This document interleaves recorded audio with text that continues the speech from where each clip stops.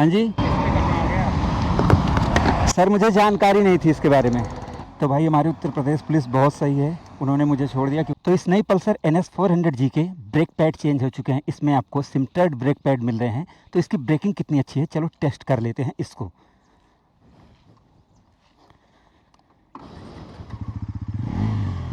और rider and pillion दोनों के साथ ही टेस्ट कर रहा हूँ।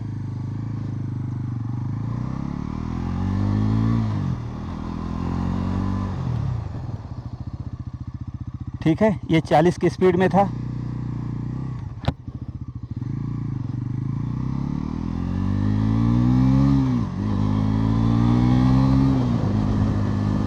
अब यहाँ पर ईट रोडी भी है, देखो ये देखो, कितनी भी हार्ड कोर ब्रेकिंग करोगे ना, कोई दिक्कत होने वाली नहीं है।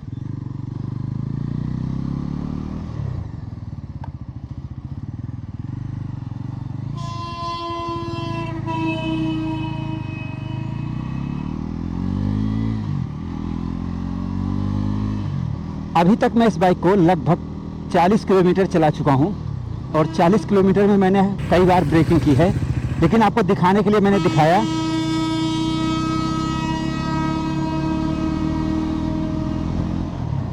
और मैं आपको बता दूं कि इससे पहले वाले मॉडल को भी मैंने चलाकर देखा और इस नए मॉडल को भी मैं चलाकर देख रहा हूं। इन दोनों में जो अंतर मुझे लग रहा है वो जब आप तेज़ बाइट करते हैं, तेज़ बाइट मतलब बहुत हार्ड कोर, मान लो आप सडनली ब्रेक दबाते हैं, वहाँ पर जो ब्रेक पैड की पकड़ है, डिस्क प्लेट को जो पकड़ती है ना, वो पहले वाली में और इसमें आपको 19-20 का नहीं, लगभग 10 से 20 का अंतर आ गया है। क्योंकि ये जो ब्रेक पैड हैं ये high quality premium brake pad हैं जो प्रीमियम स्पोर्ट्स इस रेसिंग बाइक में यूज़ किए जाते हैं। तो जैसे मैं जितना बता रहा हूँ, हो सकता है आपको उतना ज़्यादा यहाँ फील ना आए कैमरे की वजह से, ठीक है। बट अगर मैं पीछे वाली, जैसे मैंने बहुत सारी बाइकों में देखा है कि फ्रंट की ब्रेकिंग तो तगड़ी होती है, क्योंकि जैसे 320 mm की डिस्क ब्रेक है, फ्रंट में अगर नॉर्मल भी रहता है तो कोई दिक्कत नहीं। लेकिन पीछे वाली ब्रेक मैंने बहुत सारी बाइकों की देखी है। देखो अभी मैं अगला नहीं दबाऊंगा, ठीक है, और पिछला दबाऊंगा, और ABS की वजह से और जल्दी कंट्रोल हो रही है। लेकिन जो पकड़ है ना भाई, वो चीज़ फील करने की चीज़ है। जब आप ब्रेकिंग करेंगे तभी आपको फील आएगा। और मैं यहाँ पर बता दूँ कि मेरा जो एक्सपीरियंस है ब्रेकिंग का ना, इसमें इस बार नेक्स्ट लेवल है। और उसमें भी खास करके जैसे जो टायर चेंज हो गए हैं उसकी वजह से और ज़्यादा मज़ा आ रहा है।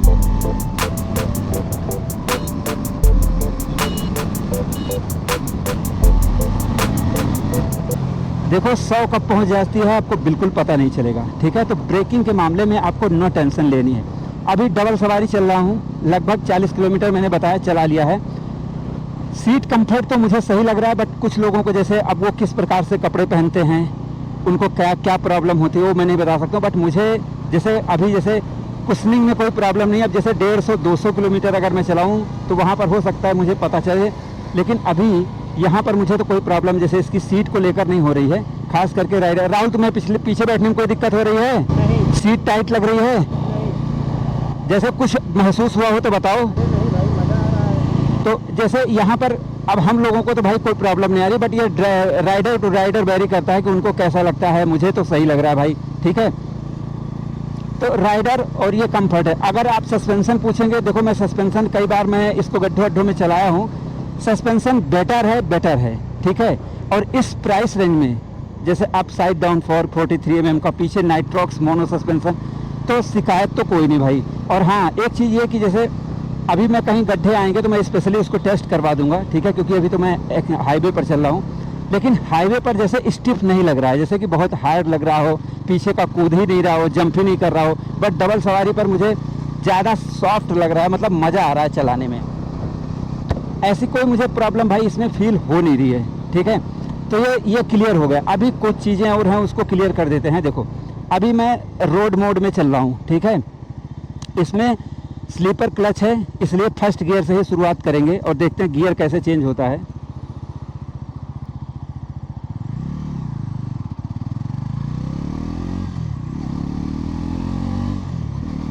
अब देखो मैंने तीसरा लगा लिया, चौथा, पांचवा और 6th गियर विदाउट क्लच के मैंने 6 गियर लगा लिए हैं। मुझे जैसे इसमें भी कोई प्रॉब्लम नहीं आ रही है, लेकिन इसका जो स्पोर्ट्स शिफ्टर है, जो क्विक शिफ्टर की जगह स्पोर्ट्स शिफ्टर इन्होंने लगाया है, उसको भी चेक कर, वैसे मैंने चेक करके आपको बता दिया, लेकिन एक बार फिर से स्पेशली गियर को चेक किया जा रहा है। तो अभी मैं मोड को चेंज कर लेता हूँ। राइड मोड अभी मैं रेन मोड में लगा लेता हूँ। रेन मोड एक्टिवेटेड हो गया है, यहाँ पर आप देख लो।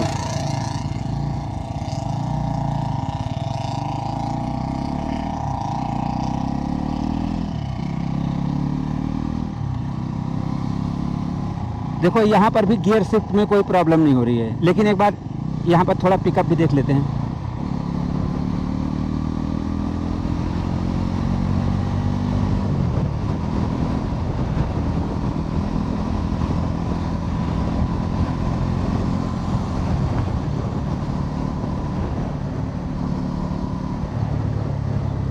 मुझे ये मोड बेहतर लग रहा है, मतलब इसमें पावर डिलीवरी भी सही है। अब एक बार स्पोर्ट मोड करते हैं। अब स्पोर्ट मोड यहाँ चलते समय चेंज कर दिया। देखो स्पोर्ट मोड एक्टिवेट हो गया है, ठीक है। अब यहाँ पर स्पोर्ट शिफ्टर इनका काम करेगा। अब यहाँ पर देखो, जैसे ही आप स्पोर्ट मोड लगाओगे तो आपको क्या है, इसका पिकअप तुरंत फील दे देगा। ये देखो,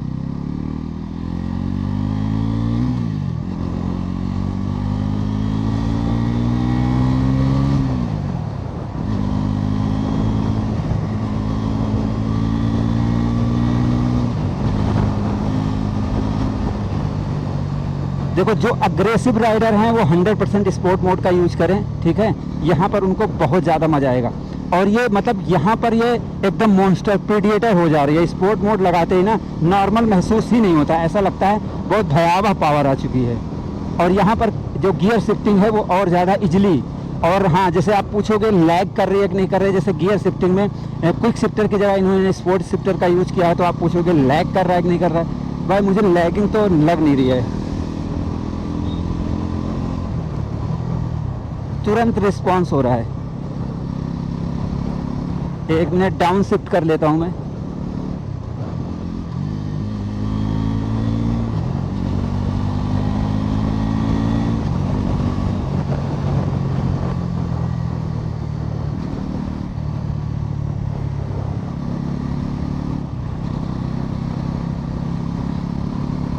आपको इसको थोड़ा सा डाउन करना होगा तो तुरंत लगेगा। एक बार फिर से टेस्ट करते हैं। हाँ, गियर शिफ्टिंग डाउन शिफ्ट में कोई प्रॉब्लम भाई हो नहीं रही है। मतलब अगर मैं बात करूँ स्पोर्ट शिफ्टर की तो पहले से ज़्यादा बेटर है। अब देखो, हो सकता है आप पूछेंगे क्विक शिफ्टर वाला पूरा मैकेनिज्म यूज कर लेते तो क्या हो जाता है। देखो वहाँ पर कॉस्ट बढ़ जाती, बट इन्होंने गियर पोजीशन सेंसर से इसको यूज किया है तो लैग आपको देखने को नहीं मिलेगा। सिर्फ स्पोर्ट मोड में ही आपको क्विक शिफ्टर देखने को मिलेगा, मतलब स्पोर्ट शिफ्टर आपको देखने को मिलेगा। तो मैंने ब्रेकिंग, सस्पेंशन और गियर शिफ्टिंग की बात कर ली है। अभी बात करते हैं वाइब्रेशन की। हो सकता है कुछ लोगों को वाइब्रेशन फील हो या ना हो, बट मैं चेक करूंगा। मिड रेंज में लोग कह रहे थे कि हो सकता है उनको वो हो, तो थोड़ा सा अभी देखो 58 पे चल रहा हूँ भाई, हाथों में पैरों में छनकार फील नहीं हो रही है।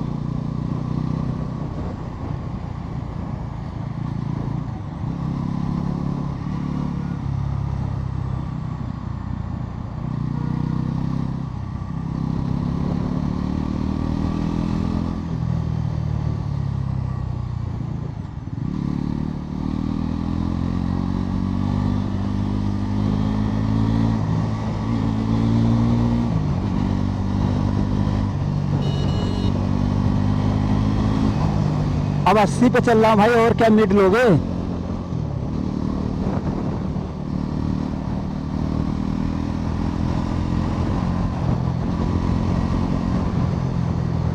भाई मुझे 80-85 पर, जैसे अगर आप नॉर्मल राइड करते हैं तो कोई फील नहीं आ रहा। फिलहाल एक बार 100 चलाऊंगा, लेकिन अब यहाँ पर चले कि ना चले पता नहीं।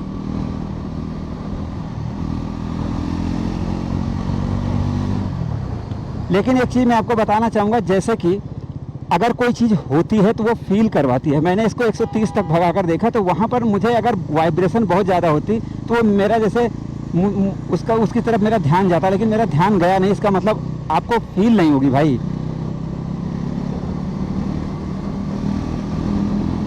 चलो देख ही लो।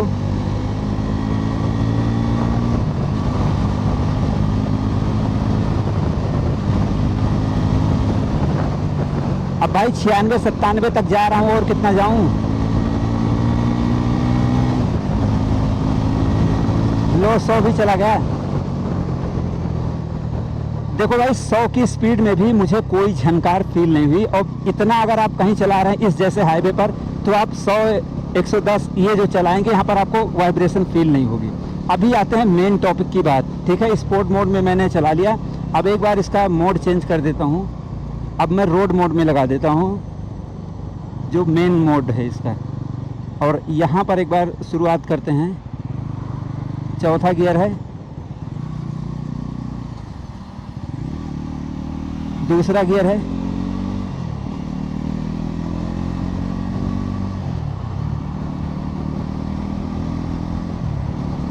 ये देखो। अब देखो मैं आपको दिखाता हूँ। ये देखो, जब मैंने गियर चेंज किया, आप स्पोर्ट मोड और रोड मोड में इसके बिहेवियर को, बाइक के बिहेवियर को 100% ट्रैक कर सकते हैं। और आपको इसका बिहेवियर पता चल जाएगा कि जो स्पोर्ट मोड है उसमें जैसे ही आप गियर लगाते हैं पूरा अग्रेसिव हो जाती है बाइक, एकदम मतलब बहुत तेज़ी से निकलने की कोशिश करती है। तो भाई यहाँ पर अगर आप ये चीज़ देखोगे ना, तो आपको 100% फील आएगा कि जो अग्रेसिव राइडर हैं, जो हाइपर राइडर हैं, भाई वो स्पोर्ट मोड में ना एकदम तगड़े से चलाएंगे, उनको मज़ा आ जाएगा। तो मुझे ऐसा लग रहा है कि जैसे अगर आप सिटी राइड कर रहे हैं तो इसका रोड मोड ज़बरदस्त है, ज़बरदस्त फील दे रहा है, मज़ा आ रहा है, इसमें झटके नहीं है। अब यहाँ पर देखो नॉर्मल राइड आप कर रहे हैं, एकदम नॉर्मल, और गियर शिफ्टिंग वेरी गुड।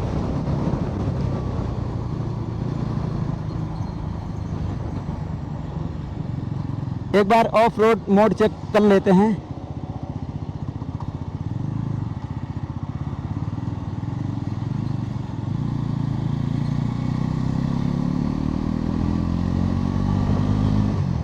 ये तो ABS के लिए होगा भाई।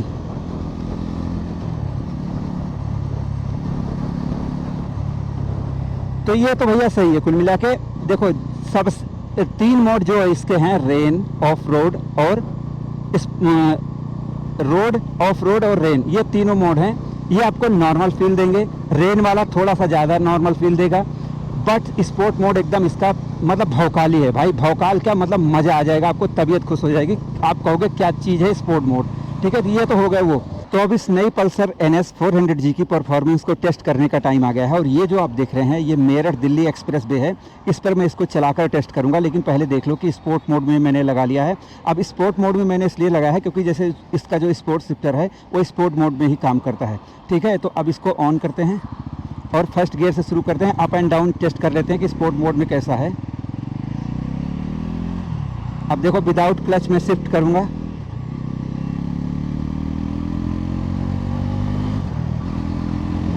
विदाउट क्लच गियर को चेंज कर रहा हूँ। ये देखो आराम से हो रहा है, कोई दिक्कत नहीं है। और अगर मैं एक बार डाउन शिफ्ट कर लेता हूँ,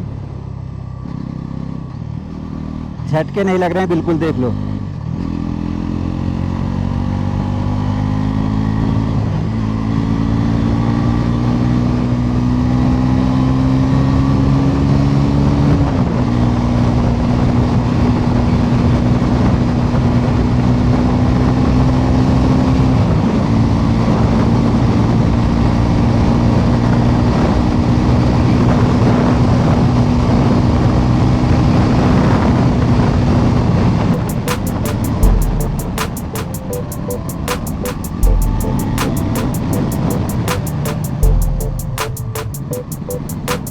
तो यहाँ से अब इस एक्सप्रेस वे से मैं उतर लेता हूँ, क्योंकि मुझे बहुत ज़्यादा दूर जाना नहीं मेरठ की तरफ, मैं लौट के चलता हूँ।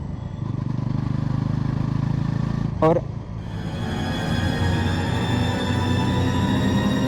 अब यहाँ पर मुझे रुकवाया गया है।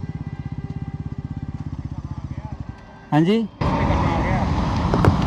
सर, मुझे जानकारी नहीं थी इसके बारे में। मैंने पूछा, मैंने अभी सर अभी एक, मैं यहाँ का नहीं हूँ ना, अभी एक 3 व्हीलर वाला आ रहा था। मेरी बात सुनिए, जैसे एक 3 व्हीलर वाला आया था, मैं समझ रहा हूँ। 3 व्हीलर वाले से मैंने पूछा कि भाई तुम इस पर चल रहे हो तो क्या मैं भी जा सकता हूँ? कह रहा भाई कांवड़ का टाइम हो गया, इस पर सब कुछ अलाउ है। कसम से बता रहा हूँ, मुझे कोई जानकारी नहीं है सर। मैं अयोध्या से हूँ, पहली बार इसकी फर्स्ट राइड करने हैं सर। लेकिन इसीलिए मैंने देखा मोटरसाइकिल नहीं चल रही है तो हाँ सर मुझे पता है, लेकिन प्लीज़ मुझे तो छोड़ दो। हाँ मैं पूछ लूँ। हाँ बिल्कुल। तो भाई हमारी उत्तर प्रदेश पुलिस बहुत सही है, उन्होंने मुझे छोड़ दिया क्योंकि मैंने जानबूझ की गलती नहीं की थी।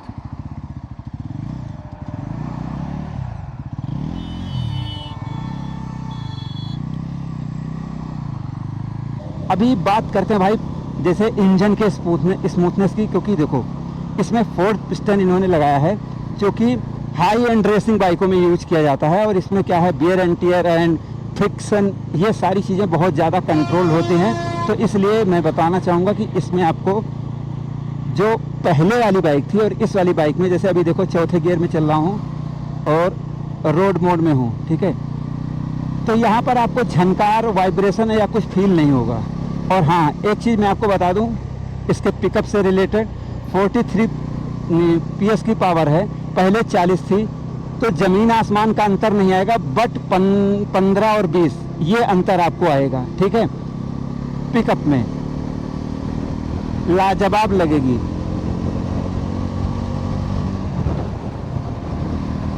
अब यहाँ पर देखो गजब चल रही है।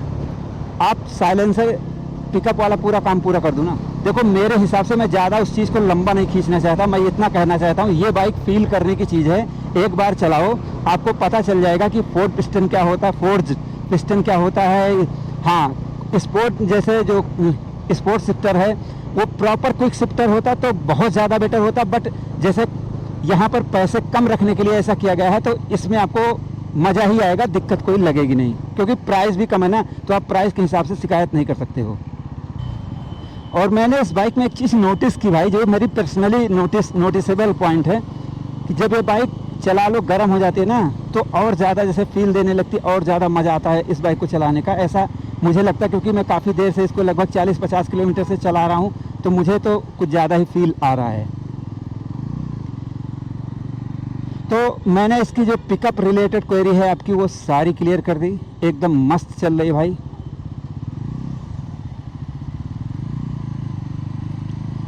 पिकअप में आपको कोई इशू नहीं होने वाला है। और 43 PS की पावर 1,92,300 की बाइक में भाई साहब, मतलब आप सोच नहीं सकते कि बजाज कंपनी क्या चीज़ आपको दे रहे हैं। और अभी टायर की बात तो हुई नहीं है, देखो 150 का ZR17, जेड का मतलब ये हाई रेसिंग बाइकों में यूज़ किया जाता है टायर, और मैंने व्यक्तिगत अपनी बाइक में लगवाया है यही सेम टायर R15 में, और मैं पहले से यूज़ कर रहा हूँ, तो मैं ये बता सकता हूँ कि इसकी जो कॉर्नरिंग है, ठीक है, और जो मैंने आपको बताया सिम्टेड ब्रेक पैड है, जब वो अपोलो H1 टायर के साथ, मतलब इस ZR टायर के साथ, रेडियल मतलब जेड सीरीज का टायर है, W रेटेड टायर है ये, तो इसके साथ जो ब्रेकिंग है ना वो नेक्स्ट लेवल की है। बट आपको पिकअप में भाई रोड पर जो वाइब्रेशन रहती है ना वो चीज़ बिल्कुल पता नहीं चलती है, और इस आप जब चलाकर देखोगे इस टायर के साथ ना तो आपको रोड पर जो पकड़ है वो चीज़ मुझे बहुत ज़बरदस्त लगती है। और ख़ास करके जब आप सीधे चलते हैं तो वहाँ पर माइलेज सब कुछ मिलती है, बट आप जब ट्रैक रेसिंग करते हैं तो कॉर्नरिंग इस टायर की वजह से ज़बरदस्त हो जाती है, मज़ा आ जाता है भाई। हाँ कभी आपने चलाई हो तो आप कमेंट सेक्शन में बताओ कि कैसा लग रहा है आपको चलाने में, अगर आपकी बाइक में है तो। फिलहाल मुझे तो बेटर लग रहा है भाई। ये देखो भाई अपना लेकर जा रहा है क्लासिक 350, 2,70,000 रुपये की आती है, और ये देखो 400 सीसी की जो उसको एकदम चीर फाड़ देगी वो मिलती है मात्र 2,20,000 से 30,000 रुपये मिल जाएगी ये NS 400G। तो सस्पेंशन को टेस्ट करने का टाइम आ गया है, अब आप देख लो, ख़राब रास्ते पर मैं लेकर आ गया हूँ। अब इससे ज़्यादा ख़राब रास्ता आपको क्या मिलेगा। देखो ये गाजीपुर का वो है भाई, ये खोड़ा कॉलोनी है, मैं पहले यहाँ पर रहा करता था, और ये कोंडली को रास्ता जा रहा है। अब देखो इससे बड़ा गड्ढा क्या मिलेगा बताओ।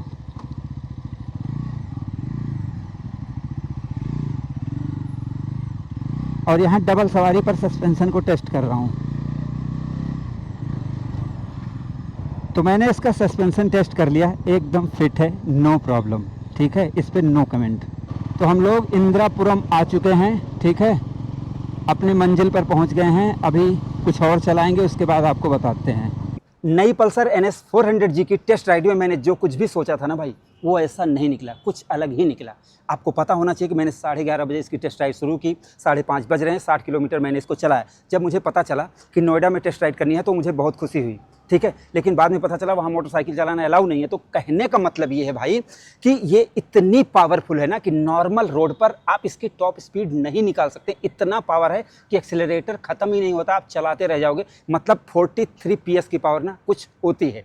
अब सीधा टेस्ट राइड रिजल्ट की बात करते हैं कि मज़ा कहाँ है। तो देखो जहाँ पर अपडेट हुई है, जैसे इसके जो सेंटर्ड ब्रेक पैड हैं, मैंने चलाते समय आपको बता दिया। यहाँ पर मैं आपको सिर्फ समरी बताऊँगा। मैं आपको बता दूं कि मेरी टेस्टिंग में जो मैंने 120, 130 तक भगा कर देखा और जो 100, 60, 70 की स्पीड में जो ब्रेकिंग करके देखी, क्योंकि मैंने 150 ना तो चलाया है और ना तो मैंने वहाँ पर ब्रेक लगा कर देखा है। जिस स्पीड में मैंने लगा कर देखा, मैं बता दूं कि वहाँ पर मैं इसकी ब्रेकिंग से एकदम संतुष्ट हूँ। मुझे ब्रेकिंग में कोई प्रॉब्लम नहीं है। 43 mm का जो सस्पेंसन है पीछे, यहाँ पर भी मुझे कोई प्रॉब्लम नहीं लगी। सीट कम्फर्ट मुझे तो सही लगा। कुछ लोगों को हो सकता है भाई टाइट वाइट लगे पिलियन के लिए, लेकिन मुझे राइडर के लिए कोई बहुत बड़ी दिक्कत नहीं हुई, क्योंकि मैंने 60 किलोमीटर चलाया। अब 60 किलोमीटर चलाने में इसकी सीट हाइट, इसके सिटिंग पोजीशन, इन सारी चीज़ों की वजह से मुझे कोई दिक्कत नहीं हुई। अब आप पूछोगे खास क्या लगा अपडेट की वजह से, तो देखो पहली बात तो अपोलो के टायर की वजह से, जो ZR टायर हैं, W रेटेड टायर हैं, इनकी वजह से मुझे जो इसकी कॉर्नरिंग है वो पहले से मतलब 10 और 20 का अंतर आया। मतलब ज़बरदस्त मज़ा आया। ब्रेकिंग मुझे पहले से और ज़्यादा मज़ा आया। इसके अलावा जो इंजन में फोर्ज पिस्टन इन्होंने यूज किया है, मैं आपको उसका नमूना पेश करता हूं। आप देखोगे, देखो एक अभी बाइक स्लो में स्टार्ट है, ठीक है। इधर आकर दिखाना, ये 1200 RPM पर देख लो सेट है, 2000 RPM भी नहीं जा रही है। 373 cc की बाइक इतनी नॉर्मली स्टार्ट है, कोई चीज़ हिल नहीं रही है। मतलब देखो कहीं कोई वाइब्रेशन नहीं आ रहा है। तो इसका जो मज़ा आया, फोर्ज पिस्टन की वजह से जो फ्रिक्शन है वो कम हुआ, बाइक और ज़्यादा स्मूथ हुई और राइड बाई वायर की वजह से चलाने में मज़ा आया। लैग मुझे महसूस नहीं हुआ। मतलब जो इसमें वायर नहीं है इसकी वजह से मुझे कोई लैग मतलब महसूस नहीं हुआ। इसके अलावा जो इन्होंने स्पोर्ट शिफ्टर दिया है, देखो वो स्पोर्ट मोड में मिलता है, तो उसका मुझे कोई खास यूज लगा नहीं भाई, ठीक है। वो जैसे प्रो राइडर के लिए है, जो एक्सट्रीम, जो हाई, जो हार्ड कोर राइडर हैं, जिनको भगा भगा के चीर चीर के चलानी है। तो जो हाइपर राइडर हैं, जब वो स्पोर्ट मोड लगाएंगे तो उनको वहाँ पर फ़ायदा मिलेगा। मेरे जैसा बंदा जो रोड और जैसे रेन मोड में चलाने वाला आदमी, वहाँ पर वो है नहीं। और स्लीपर क्लच की वजह से इसकी जो गियर शिफ्टिंग है वो ऑटोमेटिक इतनी स्मूथ है कि मुझे उसका कोई बहुत बड़ा बेनिफिट नहीं लगा। वो एक्सट्रीम राइडर के लिए, मतलब जो हाइपर राइडर हैं उनके लिए है। तो मैं उसका जैसे कोई बेनिफिट ऐसा नहीं बता सकता हूँ कि नहीं भाई इतना मज़ा है। वो सही है, मेरे हिसाब से बेटर है, बट जैसे नॉर्मल आप उसमें चलाएंगे तो आपको फ़र्क नहीं पता चलेगा, क्योंकि क्लच जो इनका है वो सही काम कर रहा है, एकदम बढ़िया गियर शिफ्ट हो रहे हैं। और ख़ास करके इन्होंने जो लीवर दिए हैं एडजस्टेबल, इसकी वजह से एकदम परफेक्ट मज़ा आया। अब आप पूछोगे कि यार कुछ कमी तुम नहीं बताते हो, कमी में मैं कमियाँ बताया करो। देखो अगर 2 लाख रुपए के अंदर 1,93,300 रुपये की बाइक मिल रही है तो पहली बात तो मुँह बंद है, कुछ भी आप इसमें कमी निकाल नहीं सकते। क्योंकि जैसे ही देखो, अब कोई कहे बनाना श्रृंगार में दे दो तो प्राइस बढ़ेगी, तो उसका जिम्मेदार कौन होगा? आप होगे? नहीं। इतनी लगभग 30-40 हज़ार के सामान लगाने के बाद 8,000 5,000 प्राइस बढ़ी है। इससे बड़ी बात और कुछ हो नहीं सकती है। मुझे लगता है कि इस प्राइस रेंज में इस बाइक से बेटर कोई बाइक है नहीं। लेकिन अगर मैं कंपनी को बताना चाहूँ कि कुछ कमियाँ, तो देखो फर्स्ट ऑफ ऑल मुझे साइड शीशे थोड़े से भाई छोटे लगते हैं, ठीक है। विजिबिलिटी में थोड़ा सा उतना कम मज़ा आता है। दूसरी चीज़, मैं चाहता हूँ कि जब इन्होंने इतना मतलब प्रेडिएटर बना दिया, इतना मॉन्स्टर बाइक बना दी है, फ्रंट लुक बहुत ज़बरदस्त है, सब कुछ ज़बरदस्त है। थोड़ा टेल का लुक थोड़ा सा नए डिज़ाइन का कंपनी को देना चाहिए, जिससे क्या है कि ये पीछे से ना। और तीसरी चीज़, जैसे यहाँ पर मैं आपको दिखाता हूँ, जैसे मैं चाहता हूँ कि ये जो टायर अगर है ना, इसकी वजह से ये 150 mm का टायर छुप जाता है, तो इसको चाहे यहाँ से इसको हटा दें, यहाँ पर थोड़ा सा दे दें जो पानी को रोक दें। क्या है इससे, क्या है कि रियर प्रोफाइल ना वो चलते समय वो ज़्यादा इम्प्रूव हो जाए, ऐसा लगे कि भाई वाइडर टायर की बाइक आ रही है। तो यहाँ पर थोड़ा सा मुझे लग रहा है कि कंपनी को थोड़ा सा ध्यान देना चाहिए। अगर कोई ये कहता है, कोई छोड़ो, मेरी बात सुनो, मुझे LCD मीटर की कोई ज़रूरत लगी नहीं। बहुत परफेक्ट दिखता है, सब कुछ काम हो रहा है, बिना प्राइस बढ़ाए बहुत बढ़िया है, मुझे कोई दिक्कत उसमें लगी नहीं। तो ओवरऑल देखा जाए तो बाइक बेहतरीन है। मैं सब कुछ इसमें मुझे बेटर लगा है भाई। इस प्राइस रेंज में कोई कमी है नहीं। अगर आप इतनी कम प्राइस में कोई और बाइक मिल रही है तो मुझे कमेंट में बताना। बाकी अगर आप ख़रीदना चाहते हैं ऐसी बाइक तो मुझे लगता है कि ये आपके लिए परफेक्ट चॉइस है। जो थ्रिल मशीन चाहते हैं, जो पावरफुल बाइक चाहते हैं, उनके लिए एक बेटर से भी बेटर चॉइस है, क्योंकि इतनी कम प्राइस में आपको इससे बेटर पावर, इससे बेटर माइलेज और इससे बेटर फीचर्स आपको कहीं और नहीं मिलेंगे। तो आपको कैसी लगी ये बाइक, आप लोग अपनी राय ज़रूर दें। वीडियो हमारी पसंद आई हो तो प्लीज़ लाइक शेयर सब्सक्राइब करना बिल्कुल भी ना भूलें। हमारी इस वीडियो को देखने के लिए, हमारे चैनल पर आने के लिए आपका दिल से धन्यवाद। आपका दिन शुभ रहे। धन्यवाद।